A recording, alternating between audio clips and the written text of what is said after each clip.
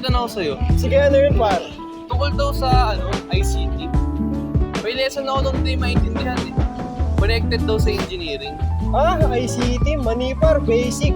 Strand yun eh. Strand ba yun? Mali par! Eto, panoorin na itong video na nakita ko sa youtube.com para pare-pares at matutunan. Every day, organizations are striving to create perfect places. We understand that there are numerous challenges that may arise from achieving this goal, from meeting customer and staff expectations, managing operating costs, ensuring safety and security of people and assets, or achieving demanding sustainability targets. But our world is evolving, and advancements in technologies bring new opportunities to overcome these challenges and gain efficiencies.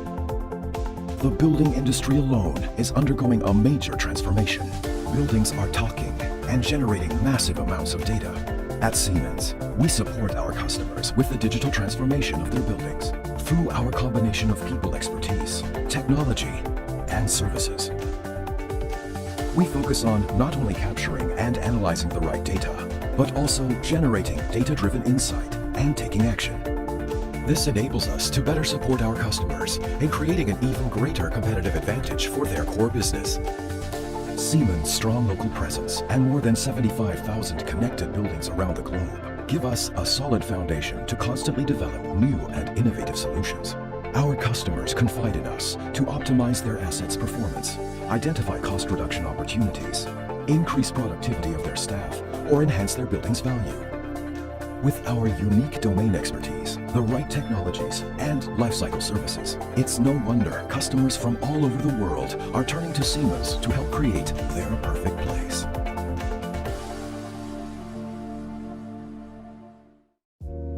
Ang ICT o Information Communication Technology ay ang patungkol sa komunikasyon na ginagamitan ng teknolohiya. Isa na lamang sa mga halimbawa nito, ang computer, internet, gadgets at iba pa. Para mas madaling intindihin, isipin na lang natin na si ICT sa team ng mga superheroes ay ang karakter na magaling sa technologies. Halimbawa ng robots at gadgets. Halimbawa na lang nito ay tulad nila Iron Man at Batman. Alam niyo ba na ang pinakaunang imbensyon ng tao na may kinalaman sa ICT ay ang printing press? Ito ay ginawa ni Johannes Gutenberg noong 1455. Sinundan pa ito ng mga imbensyon na mas lalo pang nagpalawak sa mundo ng ICT at tulad na lamang ng Morse code ni Samuel Finley Morse at ng telepono ni Graham Bell at marami pang iba. Ano-ano nga ba ang kahalagahan ng aplikasyon ng ICT sa engineering? Samahan niyo kaming tuklasin at linangin ang mundo ng ICT at engineering. Ako ang inyong host, si Kuya Patrick. At ako naman si Kuya Anthony. At ito ang ICEU. Ang ICT o Information Communication Technology ay patungkol sa pagproseso ng impormasyon at pakikipagkomunikasyon gamit ang teknolohiya, katulad na lamang internet, computer at iba pa. Gaano naman siya ka-importante sa engineering course o profession? This ICT allows the procedure to be easier since puro computerized and may internet. Napapadali ang paggawa ng mga engineers natin ng mga plans, including their computations on it. So ICT is a great help, di ba? Pero paano nga ba maikukumpara ang buhay noon ng mga engineer at engineering students compare ngayon sa tulong ng ICT? Pues, ating alamin. Ang buhay ng mga engineers noon ay sadyang mahirap kumpara sa kasalukuyan. Noon ay wala silang choice kundi gumawa ng sandamakmak ng mga plates sa tulong ng mga measuring equipments at ink. Ngayon, mas pinadali na ito ng teknolohiya. Naimbento na ang tinatawag na AutoCAD application. Ang AutoCAD ay likha o imbensyon ng isang kumpanyang binuo nina John Walker at Dan Drake. At ang kumpanyang ito ay tinatawag nilang Autodesk. Ito ay nirelease noong 1982. Si Noriel, isang second-year civil engineering student, ay bihasang-bihasa sa paggamit ng software na ito. So ayun, as a student, malaki talaga na itutulong sa amin ng AutoCAD. Kasi alam mo, lagi kami gumagawa ng mga floor plans, tapos structural plans. So yung AutoCAD, mas nakapag-save ng time namin para gumawa ng plans. Hindi katulad sa manual drafting na kami mismo yung gumagawa ng drawing, yung mga lines, tsaka konting mali, uulit ka na. Sa AutoCAD hindi. I-input lang namin yung line tapos yung dimension nun, kusa na siyang magge-generate. Tapos pagka nagkamali ka, madali nang burahin kasi i-edit mo na lang. So ayun, mas nakaka-save ng time namin mga civil engineering student yung paggawa sa AutoCAD kaysa sa manual drafting. Aside sa mga plates, and cursoring ito ay punong-puno ng walang katapusang computations and problem solving. Dahilan para katakutan ito ng karamihan.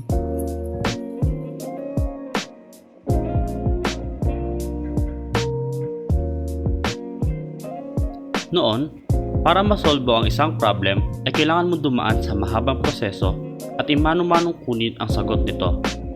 Pero ngayon, dahil sa ICT ay nagkaroon ng mga makabagong kagamitan na nakatulong sa pagpapadali sa kurso ng engineering.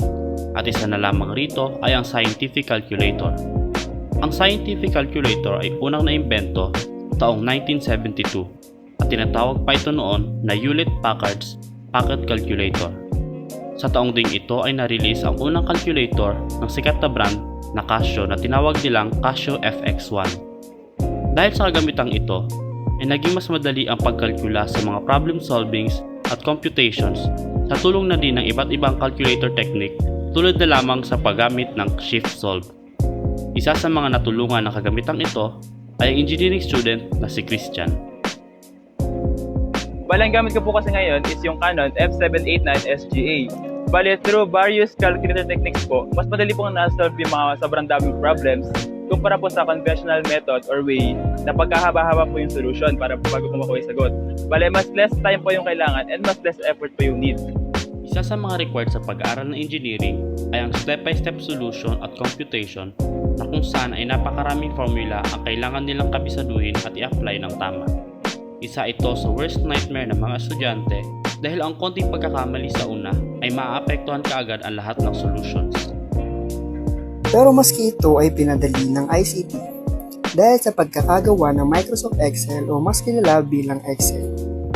Ang Microsoft Excel ay na-release taong 1982 at naimbento ni na Charles C. Mooney na may updated version na Excel version 2.0 taong 1987. Tunay nga naging positibo ang epekto ng ICT sa field of engineering. Bukod pa sa mga kanina nabanggit, ay ilan pa sa maging epekto nito na mas lalo pang nagpabunsod sa field of engineering ay ang mga sumusunod.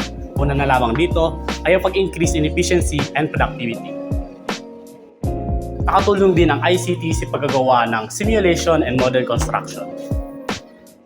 Ito ay makakatulong sa pag-a-analyze ng mga potential issues para mapabuti ang mga design at siguro din ito ay ligtas bago pa man isagawa sa tunay na mundo. Sa tulong ng higher accuracy sa data analytics, mas maaaring mabuo at malinaw na maintindihan ng mga engineers ang mga trends at patterns mula sa mga past challenges, experiments at mga proseso ng production. Ito ay nakapagbigay daan sa kanila upang mas maunawaan at mas mahusay na suriin ng mga possible problems, magbigay ng mga solusyon at magdesisyon batay sa mga nakuhang datos. Ngayon ay epekto nito sa economic growth at productivity. Sa naturang field, napatunayan ang paggamit ng ICT ay isa sa pinakamalaking dahilan sa paglago ng ekonomiya. Ang engineering field ay isa sa may pinakamalaking ambag sa industry and economics. So for better assistance with goods and services, heavily connected ito sa nasabing field. According to Harker, engineering could be defined to be the physical science applied to help various groups to make a better living. Gayunpaman, meron din itong potensyal na mag-generate na employment prospects sa iba't ibang domain tulad ng adaptable work setup na virtual office environment at sa sektor ng telekomunikasyon. Ang ICT ay unti-unting nagiging mahalaga para sa mga engineer. Ito rin ay nagbibigay daan sa digital gap at paghahanda ng mga mag-aaral na may mahalagang kasanayan na kinakailangan para sa paparating na workforce demands. Ang pag-usbong at pag-unlad ng teknolohiya through ICT ay labis na nagdulot ng ginhawa, hindi lang sa pag-aaral. Malaki ang naitulong nito upang may handa ang mga estudyante sa tunay na buhay, partikular na sa field ng engineering. Mas madali ring nakakapagsiyasat ng mga datos dahil mas madali na nilang nakakausap ang isa't isa sa tulong ng internet. Kaya naman, samahan nyo kami sa susunod na pagtalakay namin sa mga bagay-bagay na magdudulot sa inyo ng bagong kaalaman at karunungan. Sa muli, ako ang inyong host, si Kuya Pat. At ako naman si Kuya Anthony. At ito ang ICEU. Ah! Ganun pala yun. Oo nga no, medyo madali lang pala, kailangan lang intindihin. Sabi ko sa inyo, par, mani lang eh. Oo pre, ganito yan no. Basic. Tara't makakain, par. Kain na naman, kaya ka lumalaki, bonjing ka talaga par. Kakagutom eh. Tara! Tara!